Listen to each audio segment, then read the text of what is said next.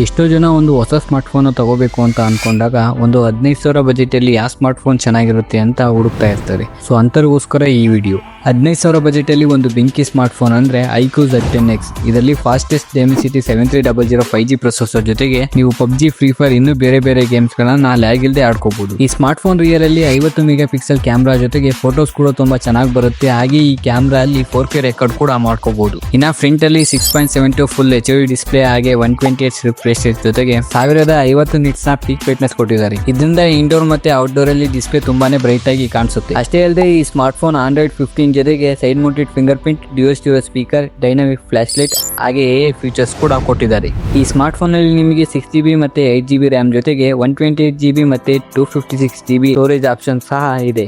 ಈ smart phone ನ best part ಅಂದ್ರೆ ಇದರಲ್ಲಿ 6500 mAh ಬ್ಯಾಟರಿ ಜೊತೆಗೆ 44 ವ್ಯಾಟ್ ನ ಫ್ಲಾಶ್ ಚಾರ್ಜರ್ ಕೊಡ್ತಾ ಇದ್ದಾರೆ. ಇದರಿಂದ ನಿಮ್ಮ ಸ್ಮಾರ್ಟ್ ಫೋನ್ ಸೂಪರ್ ಫಾಸ್ಟ್ ಆಗಿ ಚಾರ್ಜ್ ಆಗುತ್ತೆ. ಸೊ 15,000 ಬಜೆಟ್ ಅಲ್ಲಿ ಒಂದು ಬೆಸ್ಟ್ ಸ್ಮಾರ್ಟ್ ಫೋನ್ ನ ಹುಡುಕ್ತಾ ಇದ್ದರಿಗೆ ಈ ವಿಡಿಯೋನ ಶೇರ್ ಮಾಡಿ. ಈ ತರ ವಿಡಿಯೋಗೋಸ್ಕರ ನಮ್ಮ ಅಕೌಂಟ್ ನ ಮಧ್ಯದಲ್ಲಿ ಫಾಲೋ ಮಾಡ್ಕೊಳ್ಳಿ.